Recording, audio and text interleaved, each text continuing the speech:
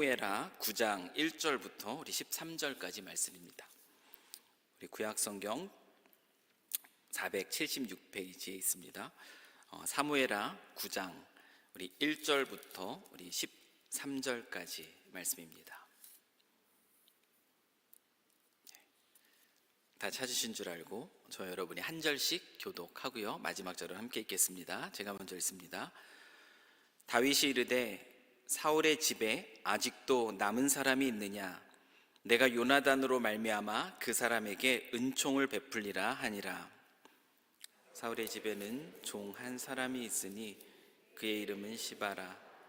그를 다윗의 앞으로 부르매 왕이 그에게 말하되 내가 시바냐 하니 이르되 당신의 종이니이다 하니라.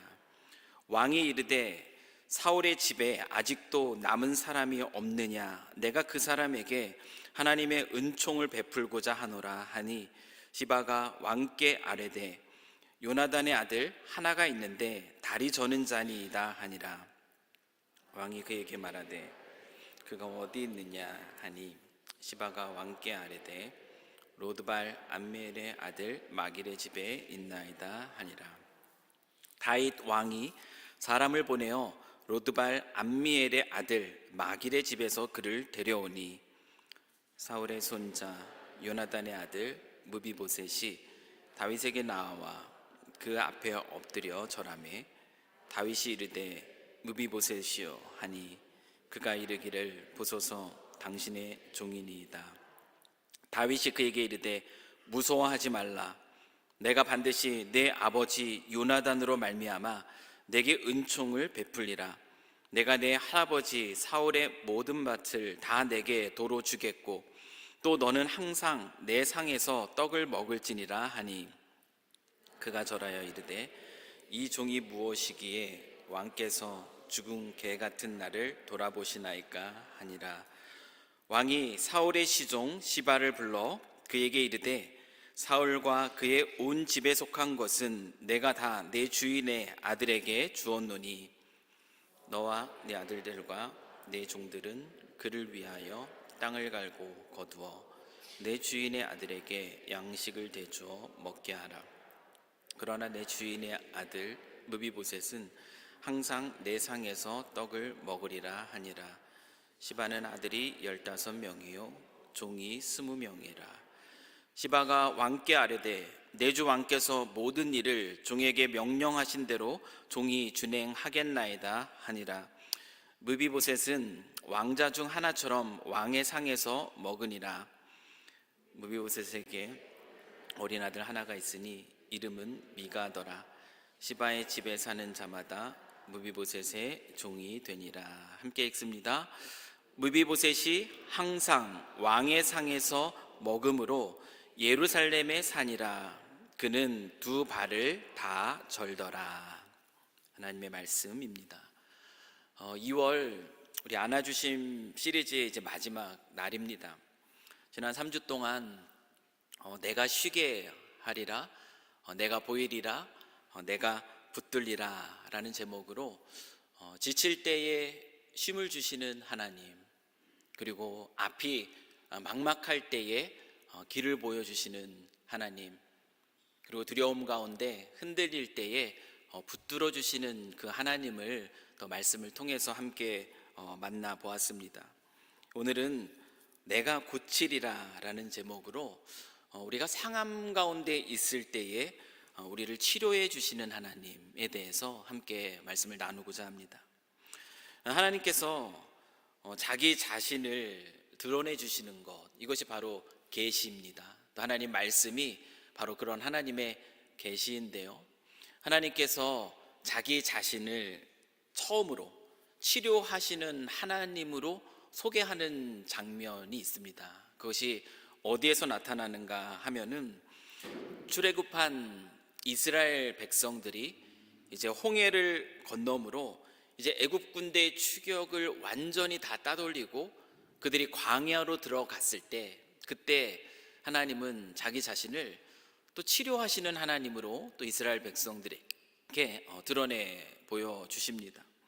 그 광야에 들어갔을 때 그 하나님은 그 전에 구원의 하나님 그 능력을 나타내 보여주셨습니다. 애굽의 열장, 그리고 홍해를 건너는 그 놀라운 기적을 통해서 하나님은 구원의 하나님으로서 자기 자신을 드러내 주셨는데요. 그리고 이어지는 하나님의 자기 소개는 이스라엘 백성들을 돌보시는 치료의 하나님입니다. 홍해를 건너서 이제 광야로 들어간 이스라엘 백성들이 사흘 길을 걷게 됩니다. 광야를 사흘 길을 걸었는데 물을 얻지 못하죠. 물을 얻지 못한 가운데 그들이 어느 한 지역에서 물을 만나게 됩니다. 물을 찾게 되었습니다. 그런데 그곳의 물은 우리가 이미 알고 있는 것처럼 너무나 써서 먹을 수 없는 물이었죠. 하나님은 그 물을 단물로 바꾸어 주시며 이스라엘 백성들의 그 가란 그 목을 축여 주십니다. 하나님이 구원의 하나님이실 뿐만 아니라 그 구원의 능력으로 자기가 이끌어내신 그 백성들을 돌보아 주시는 하나님이시라는 것, 그들을 지키시고 그들을 돌보아 주시는 하나님이라는 사실을 그 사건을 통하여서 드러내 주시면서 자기 자신을 치료의 하나님, 여호와 라파, 그 치료의 하나님으로 자기 자신을 소개해 주십니다. 이 치료의 하나님이라는 그 이름 속에서는 하나님이 자기 백성을 지키시고 돌보시는 분이시라는 자기 소개가 담겨져 있는 그런 이름인 것이죠. 우리가 믿는 하나님, 능력의 하나님입니다. 구원의 하나님이에요. 그리고 우리가 믿는 하나님은 자기 자신을 하나님께서 그렇게 소개하시는 것처럼 우리 하나님은 자기 백성을 돌아보시는 그런 치료의 하나님입니다. 이 이름에는 자기 백성을 향한 변함없으신 하나님의 관심, 그리고 변함없으신 하나님의 그 사랑이 그 이름 속에 녹아 들어가 있습니다. 하나님은 결코 자기 백성을 그냥 내버려 두시는 분이 아니라는 것이 그 이름 속에 분명하게 드러나고 있는 것입니다. 제가 어제 너무나 속상해서 빵을 하나 샀습니다. 웃으시는 분들은 이미 이게 무슨 얘기하는지 아실 거예요. 모르시는 분들은 도대체 무슨 얘기인가 이렇게 하실 텐데, 제가 왜 이 말을 했냐면 이 말은 오래전에 개발됐지만 한동안 최근에 유행했던 이 MBTI의 그런 성향을 진단하는 그런 말입니다. 제가 너무 속상해서 빵을 하나 샀습니다 라고 말했을 때 도대체 무슨 속상한 일이 있으셨어요? 라고 여러분들이 그런 마음으로 지금 저를 바라보신다면 여러분은 감정형 F의 성향을 가지고 있다는 것이고, 제가 이렇게 말했는데 그럼 무슨 빵을 샀을까? 그게 궁금해가지고 그 마음을 가지고 있다면 T 성향, 사고형인 T라는 것을 드러내준다라는 한동안 돌았던 그 진단 질문이 바로 이것입니다. 여러분은 어떠세요? 무슨 생각을 하셨나요? 제가 이야기를 했을 때 여러분 T이십니까? 아니면 F형이십니까? 제가 이 이야기를 꺼낸 이유는 치료의 하나님이라고 자기 자신을 소개하시는 그 하나님은 우리가 무슨 빵을 샀는가 거기에 관심을 더 두시기보다는 우리가 얼마나 어려움 가운데 있는가, 어떤 속상함 가운데 있는가, 그것에 더 관심을 두시는 분이라는 것을 좀 더 이해하기 쉽게 설명하고자 이 이야기를 잠깐 여러분에게 들려드렸습니다. 자기 백성을 돌보시는 우리 하나님, 그 하나님은 우리의 작은 신음에도 응답하시는 하나님입니다. 크고 놀라우신 온 땅을 창조하시고 다스리시는 그 하나님, 그 하나님이 나의 작은 일에 무슨 관심이 있을까? 우리는 이런 생각을 할 수도 있겠는데요, 하나님 그런 분이 아니시라는 거죠. 온 땅을 창조하시고 온 땅을 다스리시는 그 하나님은 또한 우리의 작은 신음에도 응답하시는 하나님이십니다. 그래서 시편 147편 3절 말씀을 보시면 시편 기자는 이렇게 고백합니다. 함께 이 말씀을 읽겠습니다. 시작. 상심한 자들을 고치시며 그들의 상처를 싸매시도다. 이 사실은 시편 기자가 그냥 하는 말이 아니에요. 그가 실제적으로 그 삶 속에서 경험한 고백이겠죠. 상심한 자들을 고치시며 그들의 상처를 싸매주시는 하나님. 그 시편 기자가 하나님을 찬양하고 있는 주된 이유 중에 하나가 바로 이것입니다. 우리 가운데 상함 가운데 혹시 계신 우리 성도님들이 계실 줄 알아요. 상함 가운데 있는 우리 성도님들 계시다면은 오늘 이 저녁에 이 시편 기자의 이 찬양의 이유가 무엇이었는지를 오늘 이 저녁에 또 경험하실 수 있는 그런 은혜가 있기를 주님의 이름으로 간절히 축원합니다. 단언컨대 이곳에 있는 우리 모든 성도님들 중에서 상처 없는 분은 아마 한 분도 없으실 거예요. 혹시 저는 지금까지 인생을 살아오면서 한 번도 상처 같은 건 받아본 적이 없습니다 라고 말하실 수 있는 분 혹시 계신가요? 아마 한 분도 없으실 겁니다. 상처는 그 사람의 연대기다라고 한 소설가는 그렇게 이야기를 합니다. 인생은 그 수많은 상처들이 이어진다라는 그런 의미가 담겨져 있죠. 우리는 모두 저마다의 상처를 가지고 살아갑니다. 그 상처의 이유가 무엇인지는 각자 다 다를 것이에요. 그러나 어떤 이유든 각자 저마다의 그 상처를 안고 우리는 인생을 살아갑니다. 그것이 때로는 육신이 주는 그런 상처일 수도 있고요, 때로는 여러 가지 이유들로 우리가 갖게 되는 마음의 상처일 수도 있습니다.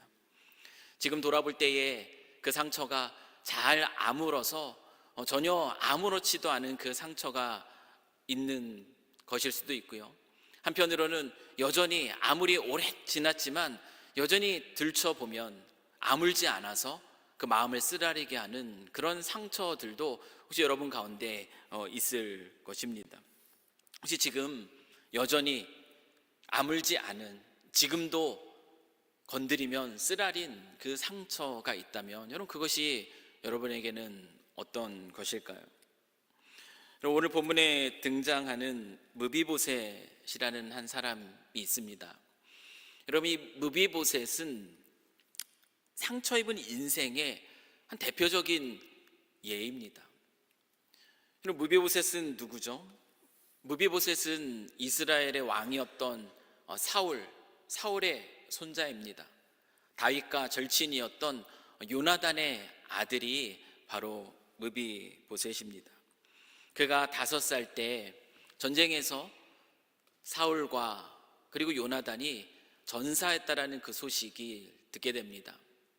그 소식이 들려졌을 때 유모는 그 무비보셋을 안고, 그때 5살 아이였어요. 그 아이를 안고 도망가다가 그 아이를 떨어뜨리게 됩니다. 그래서 무비보셋은 2 다리를 그때부터 절개되는 그 육신의 장애를 갖게 되었습니다. 육신의 장애, 그것은 그에게 있어서 또한 큰 상처입니다. 왜냐하면 왕손에게 있어서 육신의 장애는 그 왕이 계승의 그 가능성을 상실하는 것이기 때문에 그렇습니다. 그래서 이 무비보셋은 이 장애를 가지고 자신의 무력함을 발견하게 되는 것이에요. 왕의 손자였지만 그러나 그는 그 왕으로서의 어떤 능력들도 나타낼 수 없는 그 무능력함을 그는 맛보게 되는 거죠. 사고에 일어난 장애로 인해 무비보셋은 완전한 무능력한 존재로 전락하고 맙니다. 뿐만 아니라 오늘 본문 속에 그 사울 가문의 종인 시바라는 종이 등장을 하게 되는데요, 비록 사울 가문이 몰락했다 할지라도 이 사울 가문의 종이었던 시바는 주인으로서 주인의 자손들을 성실하게 충성되게 돌보아야 할 그 책임이 있습니다. 그것은 마땅한 일이죠. 그런데 오늘 본문을 보면은 비록 종 시바는 다윗이 물어볼 때에 무비보셋이라는 그 요나단의 아들이 어디에 지금 머물고 있는지에 대해서는 그는 정확하게 알고 있습니다. 그래서 그것을 다윗에게 알려줍니다. 하지만 실제적으로 무비보셋을 돌보고 있었던 사람은 시바가 아니었습니다. 무비보셋을 돌보고 있던 사람은 마길이라는 사람이죠.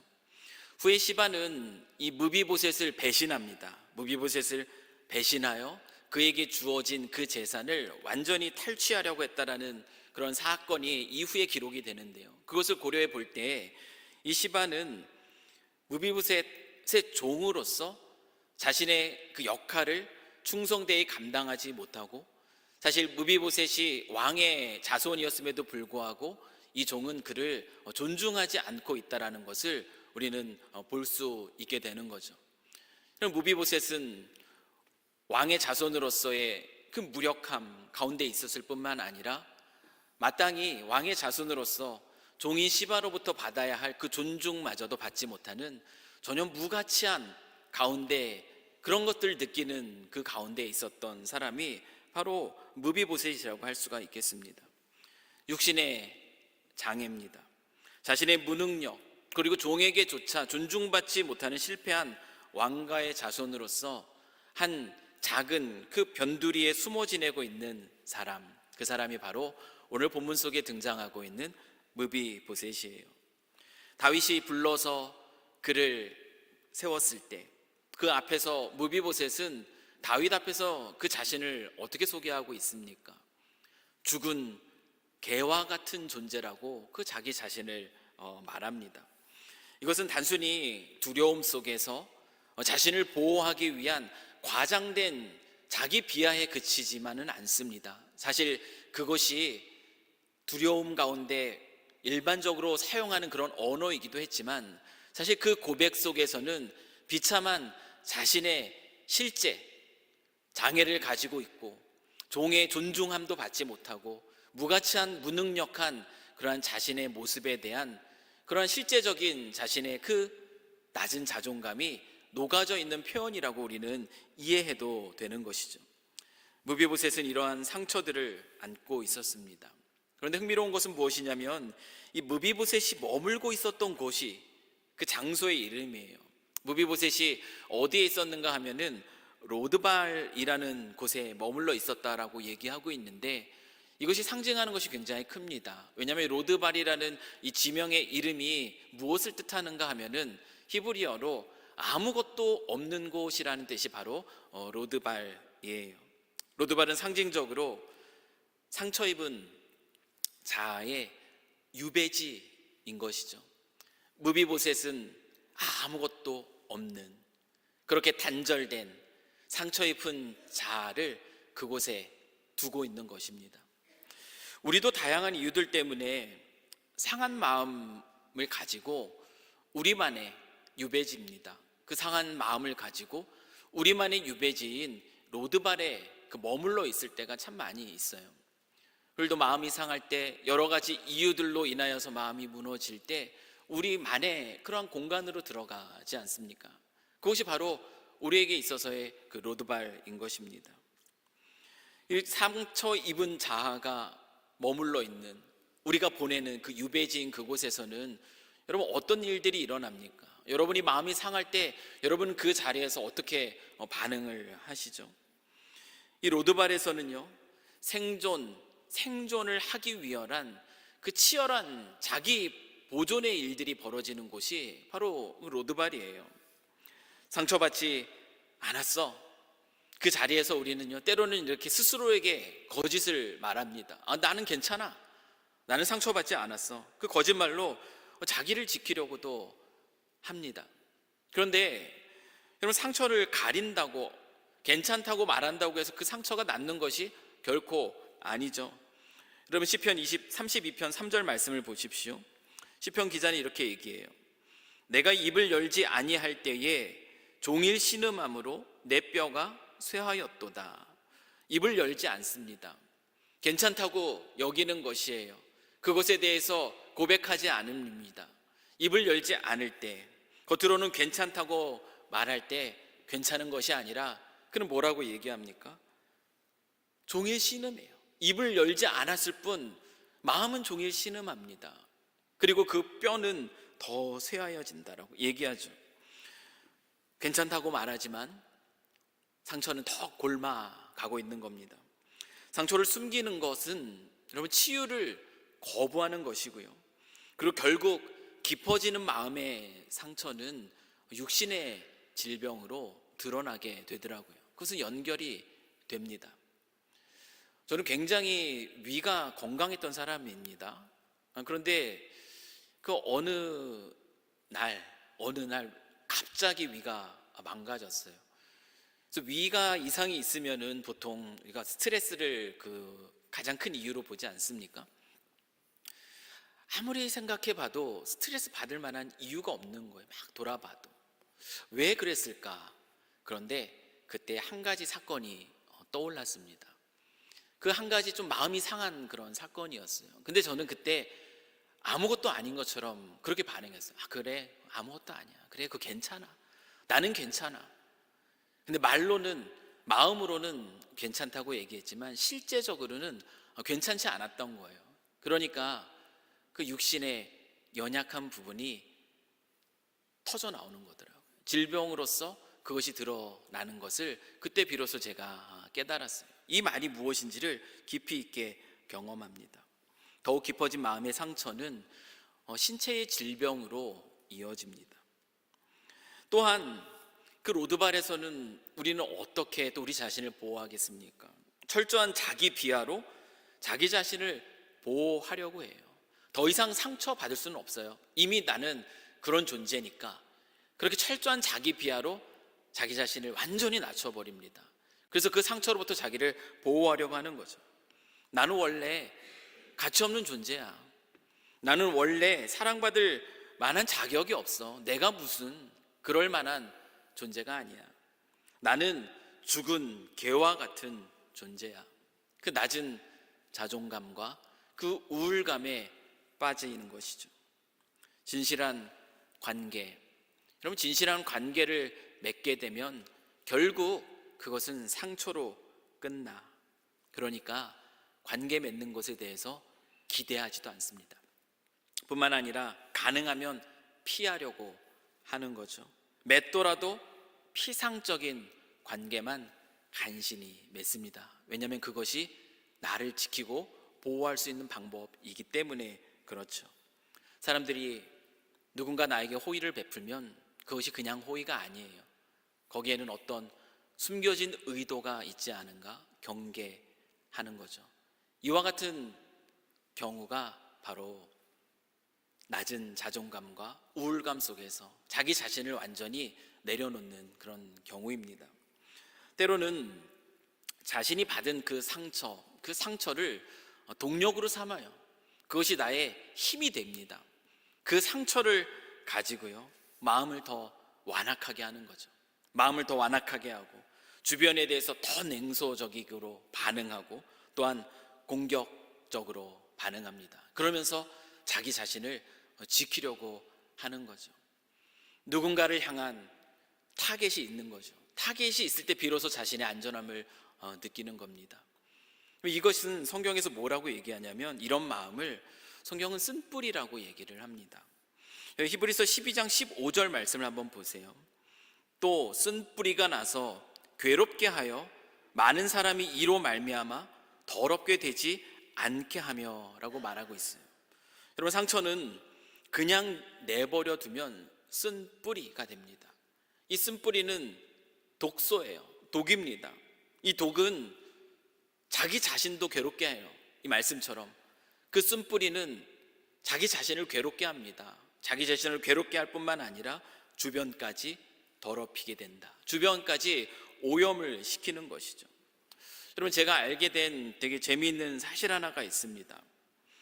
다른 사람들에 대한 뒷이야기를 즐기시는 분들에게 한 가지 염려가 있다라고 해요.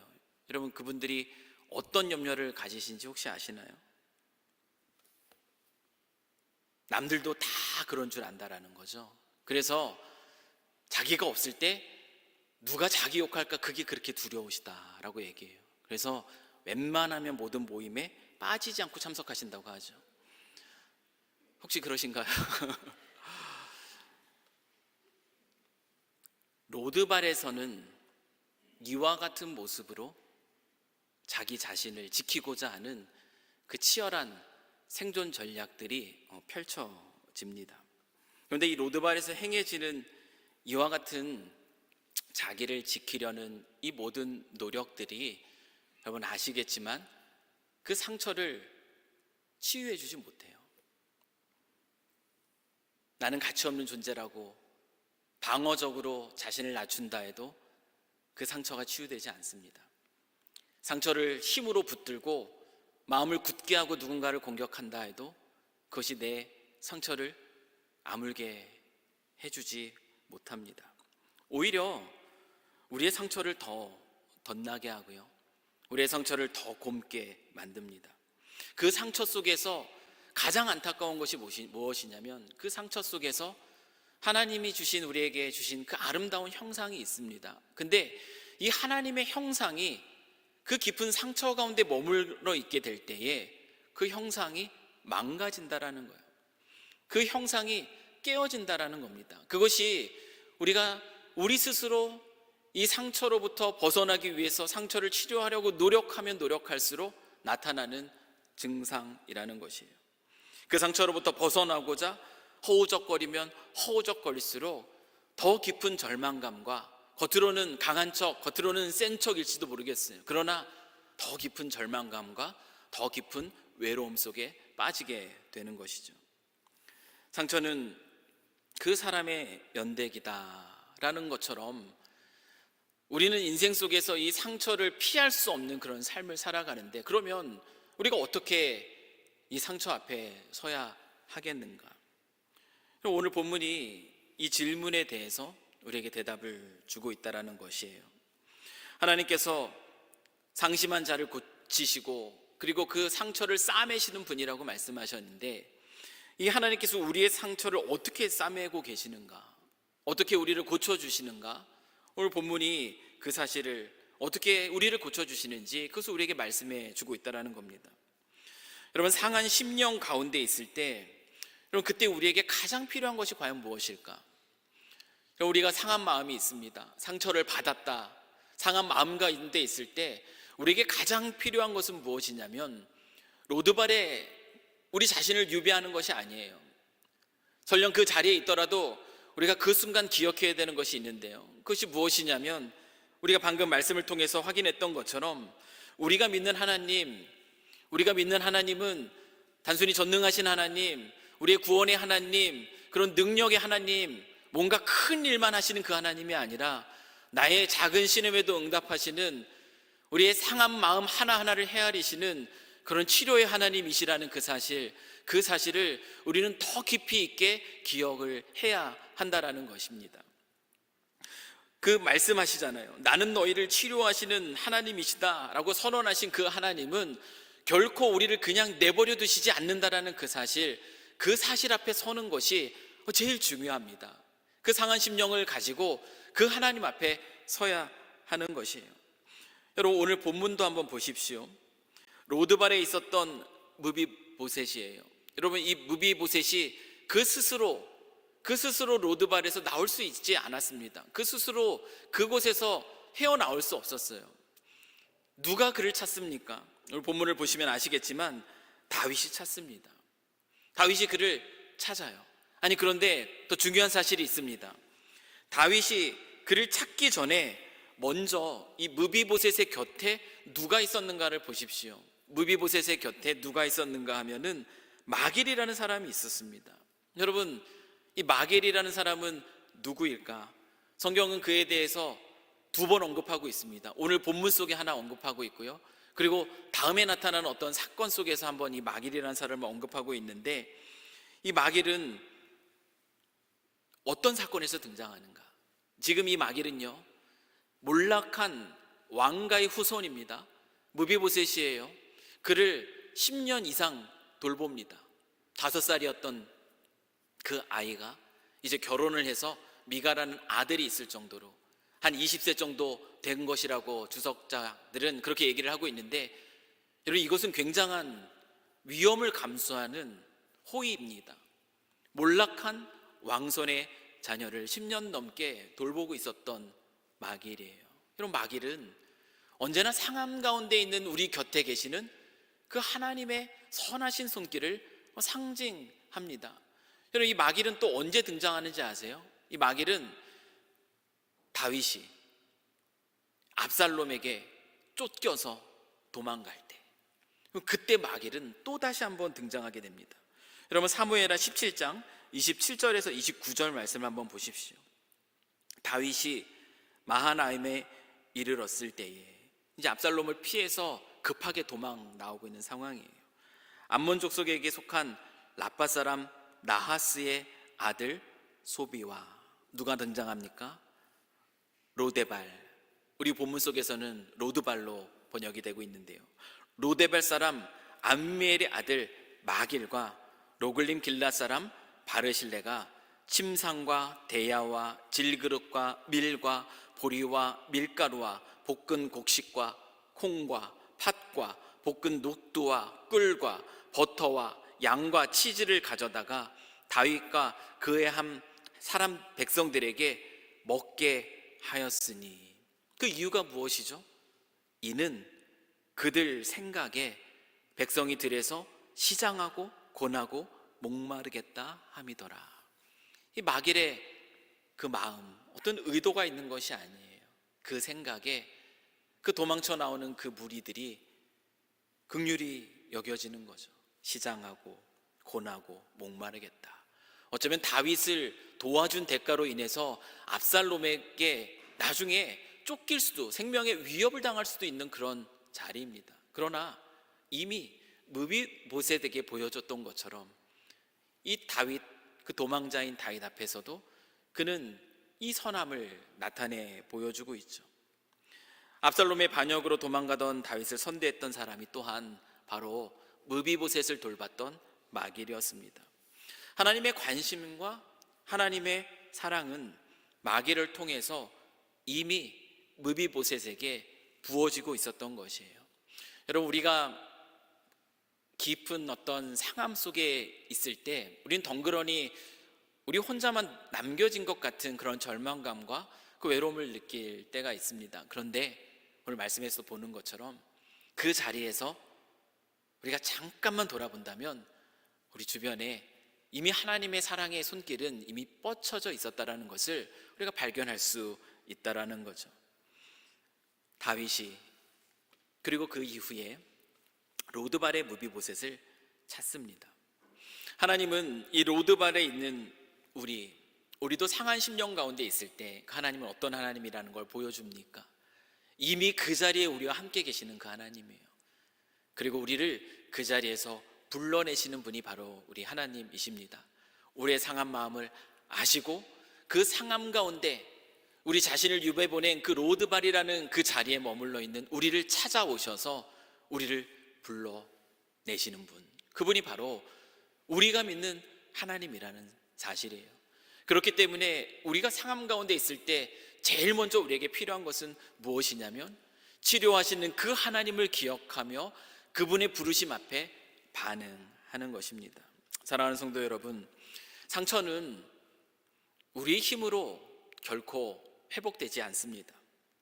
상처 회복의 시작은 무엇이냐면 우리를 찾으시는 그 하나님, 그 하나님의 음성을 듣고요, 상한 모습 그대로 그 하나님 앞에 나올 때 그때 비로소 그 치유가 시작이 되는 것이에요. 내가 종일 그 입을 다물고 있을 때는 그 마음은 끊임없이 신음하며 그 뼈는 쇠하여집니다. 그러나 있는 모습 그대로, 상한 심령 그대로 우리가 그 자리에 나올 때, 하나님의 부르심 앞에 설 때에 거기에서 치유는 시작이 되는 것이에요. 마음에 원망이 있습니까? 그 원망을 들고, 불평이 있습니까? 그 불평을 들고, 낮은 자존감, 무너진 마음, 그 우울한 심정, 그 모든 것을 들고 로드발에서 부르시는 그 예루살렘, 그 자리로 나올 때 그 상처는, 치유는 시작이 됩니다. 다윗 앞에 그렇게 무비보셋은 서게 됩니다. 로드발에서 나와서 그 예루살렘 앞에 서게 되는 거죠. 무비보셋은 두려웠습니다. 그런데 다윗은 이 두려움 가운데 떨고 있는 이 무비보셋을 어떻게 감싸주고 있는가? 하나님께서는 상한 심령이 가운데 있는 우리를 어떻게 감싸주는가? 그것을 보여주는 장면이에요. 사무엘하 9장 7절 말씀을 보십시오. 다윗이 그의 마음, 무비보셋의 그 두려워하는 마음을 어떻게 감싸주고 있는가, 싸매고 있는가. 9장 7절입니다. 함께 읽겠습니다. 시작. 다윗이 그에게 이르되 무서워하지 말라. 내가 반드시 내 아버지 요나단으로 말미암아 내게 은총을 베풀리라. 내가 내 할아버지 사울의 모든 밭을 다 내게 도로 주겠고 또 너는 항상 내 상에서 떡을 먹을지니라 하니. 여러분, 두려움 가운데 있었던 무비보셋에게 다윗이 무슨 얘기를 하죠? 그에게 은총을 베풀겠다라고 선언을 합니다. 그런데 그 은총을 베풀겠다고 선언한 이유는 무비보셋이 자기에게 어떤 쓸만한 이유가 있어서가 아니에요. 그의 어떠한 조건 때문이 아닙니다. 다윗이 그에게 은총을 베푸는 이유는 요나단, 무비보셋의 아버지였던 요나단과 다윗이 맺은 그 언약 때문이에요. 변하지 않는 맹세가 바로 언약이지 않습니까? 요나단과 다윗이 헤어질 때 너와 나 사이에, 내 자녀와 내 자녀 사이에 영원한 언약이 있을 것이야. 그들은 그렇게 이야기하면서 헤어졌습니다. 그 말씀, 그 변하지 않는 그 언약의 말씀으로 지금 무비보셋에게 은총을 베풀 것을 지금 선언하고 있는 것이에요. 그럼 무비보셋은 이제는 더 이상 로드발에 숨어 있을 이유가 없습니다. 사무엘하 9장 13절 말씀을 보십시오. 무비보셋이 항상 왕의 상에서 먹음으로 예루살렘의 산이라 그는 두 발을 다 절더라. 여러분, 종 시바에게서도 존중받지 못한 이 장애를 가진 왕손 무비보셋입니다. 로드발에 숨어 자신의 그 무가치함과 그 무능력에 낮아진 자존감을 가진 이 무비보셋은 다시 이 13절 말씀에서 보는 것처럼 왕의 자녀로서, 이 왕의 자손으로서의 그 존재의 가치를 회복합니다. 그것을 놀랍게 누리게 돼요.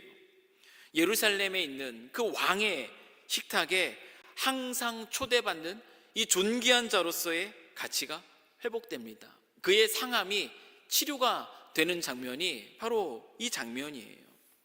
사랑하는 성도 여러분, 무비보셋을 치료한 것이 무엇입니까?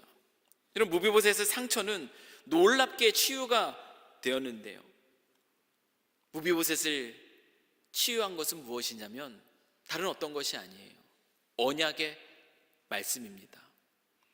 요나단과 맺은 변하지 않는 그 언약의 말씀, 그것에 근거하여 내가 내게 은총을 베풀겠다. 이것이 무비보셋을 치유합니다. 여러분, 하나님이 우리를 삼으시는 방법, 하나님이 우리의 상처를 치유하시는 방법도 이와 같아요. 먼저는 하나님이 우리를 찾아와 주셔서 우리를 불러주시죠. 아니, 이미 우리 상함 가운데 그 곁에 계십니다.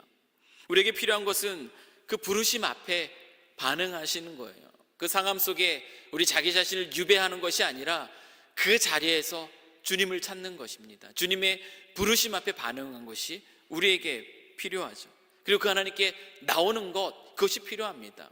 하나님 앞에 나올 때 하나님은 그 자리에서 우리의 상처를 싸매주세요. 무엇으로 싸매주시는가? 변하지 않는 말씀으로요. 우리의 어떠함 때문이 아닙니다. 우리의 어떤 가능성 때문이 아니에요. 우리가 뭔가 그 상한 마음으로 또 회복하기 위한 우리의 어떤 노력 때문도 아니라는 것이죠. 변하지 않으시는 우리를 향한 하나님의 말씀, 그 말씀이 하나님이 우리를 싸매시는 그 붕대인 것입니다. 왜 그렇게 지금 무너져 있니? 지금 왜 그렇게 도망가고 회피하고 있니? 왜 그렇게 지금 냉소적인 마음을 가지고 있니? 왜 그렇게 지금 분노가 가득하니? 왜 그렇게 지금 그 모습으로 그 자리에 있니? 주님은 그 모습을 그대로 받아주세요. 그럴 필요 없다고. 그럴 필요 없다고. 무엇을 말씀하실까요? 내가 누군지 아느냐? 변하지 않는 그 말씀으로 상한 심령 가운데 있는 우리의 영혼을 싸매주세요. 무슨 말씀을 우리를 회복시킬까요? 여러분, 무슨 말씀이 우리의 상한 마음을 회복시켜 주실까요? 우리 스바냐서 3장 17절입니다. 우리 이 말씀을 같이 한 목소리로 읽겠습니다. 시작. 너의 하나님 여호와가 너희 가운데에 계시니 그는 구원을 베푸실 전능자이시라. 그가 너로 말미암아 기쁨을 이기지 못하시며 너를 잠잠히 사랑하시며 너로 말미암아 즐거이 부르며 기뻐하시리라 하리라. 여러분, 이 말씀이 어떤 말씀이죠? 너는 그 존재 그 자체만으로도 나의 기쁨이다. 그 존재 그 자체만으로도 나의 사랑이다라고 말씀해 주고 계시는 거예요. 왜 나눠져 있니? 그건 너의 모습 아니야. 너 그럴 필요 없어. 왜 무너져 있니? 그건 너의 모습 아니라는 것이에요. 왜 그렇게 마음이 굳어져 있니? 그건 내가 너를 향해 지었던 나의 아름다운 형상이 아니라는 것이에요. 왜 그렇게 분노하고 있니? 그건 너에게 어울리는 모습이 아니라는 것이에요. 너는 존재 자체만으로 나의 기쁨이고 나의 사랑이다. 이 변하지 않으시는 그 하나님의 말씀이 그의 마음 가운데 흘러 들어올 때, 그때 비로소 우리의 영혼은 치유함을 받습니다. 하나님이 우리를 사랑하신다라는 그 사실 때문에 우리가 얼마나 존귀한 존재라는 거, 내가 가진 어떤 조건, 남들과의 비교 속에서 나의 가치가 드러나는 것이 아니고, 누군가가 나에게 행한 어떤 평가가 나의 가치를 드러내는 것도 아니고, 누군가가 나에게 행한 어떤 잘못이 나의 어떠함을 드러내는 것도 아니라는 것이에요. 네가 가진 그 존재 그 자체만으로도 너는 나의 사랑이란다, 너의 기쁨이란다, 나의 기쁨이란다, 그 음성이, 그 변하지 않는 음성이 우리의 영혼을 감쌀 때, 그럼 그때 비로소 우리의 상한 마음이 치유가 됩니다. 그때 비로소 우리의 마음에 다시금 하나님의 그 아름다운 형상, 우리의 영혼에 하나님의 아름다운 형상이 회복되는 거죠. 그래, 이게 내 모습이야. 하나님이 이거 모습 기뻐하지 않아. 이거는 하나님의 형상다운 모습이 아니지. 그렇게 회복이 일어나는 것이에요.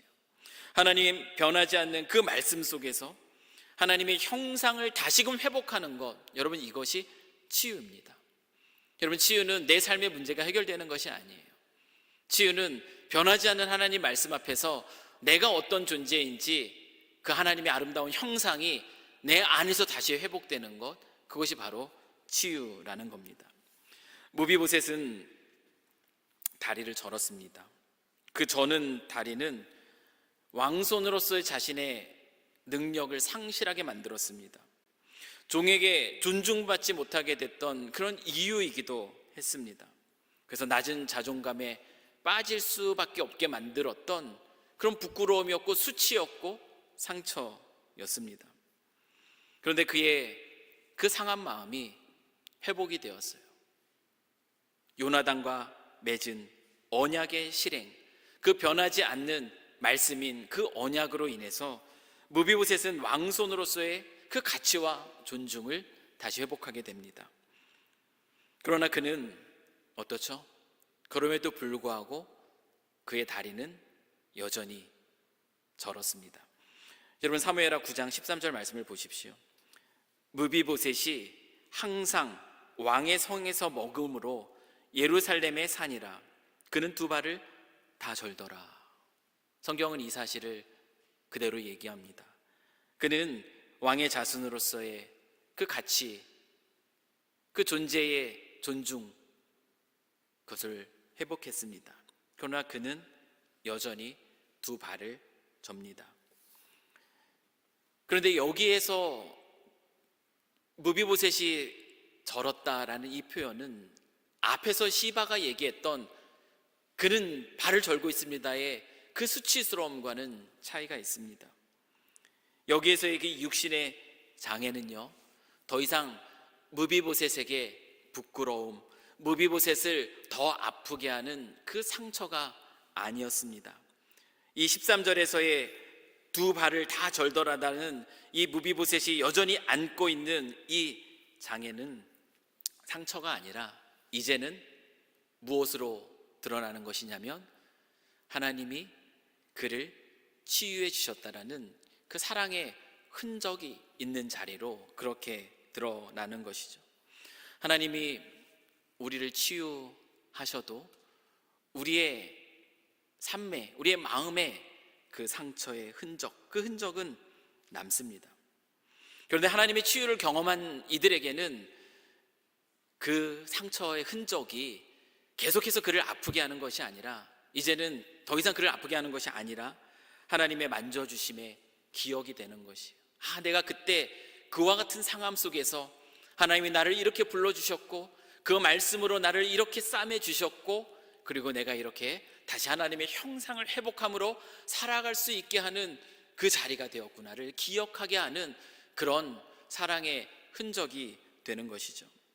하나님의 싸매줌은 우리의 아픔을 지우는 것이 아니라 그 아픈 과거를 가지고도 여전히 하나님의 형상답게 하나님의 자녀로서, 왕의 자녀로서 살아나는 그 권능, 이것이 바로 하나님의 싸매심의 결과입니다.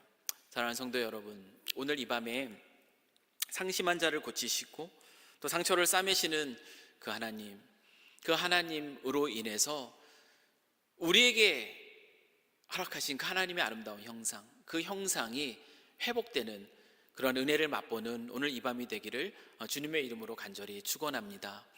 여러분의 상한 마음 이미 알고 계신 그 하나님, 이미 그 곁에서 그 사랑과 관심을 부어주시고요, 오늘 이 밤에 혹시 여전히 로드발 가운데 있는 우리 성도님들이 계시다면 부르시는 하나님의 음성 앞에서 변함없는 그 따뜻한 사랑의 목소리로 존재만으로도 너는 나의 사랑이고 나의 기쁨이다 말씀하시는 그 하나님의 음성 앞에서 놀라운 회복을 경험하실 수 있기를 주님의 이름으로 간절히 축원합니다.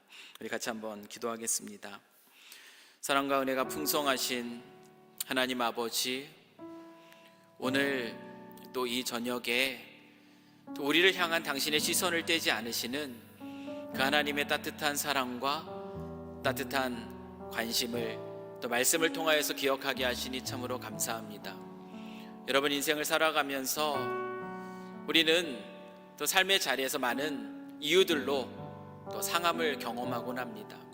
그 상함을 우리가 아무리 벗어나려고 애써도 치유되지 않는다는 사실을 우리로 알게 하시고, 오직 하나님 앞에 설 때에 그 치유가 시작된다는 것을 이 시간 다시금 깨닫는 이 밤이 될 수 있도록 주 하나님 아버지, 저희들을 붙들어 주시옵소서. 아버지 하나님의 변함없으신 그 말씀 앞에 지금 망가진 나의 모습이 있지는 않은가, 쓴뿌리의 그 독소로 나 자신을 괴롭게 하고 또 주변까지 괴롭게 하는 그 모습 속에서 나는 안전하다 그렇게 말하고 있는 우리의 어리석음이 있다면 하나님 이 시간 깨닫게 하여 주시고, 그럴 필요가 없다 말씀하시는 아버지 하나님의 음성 앞에, 그것은 너의 모습이 아니다 말씀하시는 그 주님의 음성 앞에 다시 설 수 있는 저희들 될 수 있도록 주님 도와주시옵소서.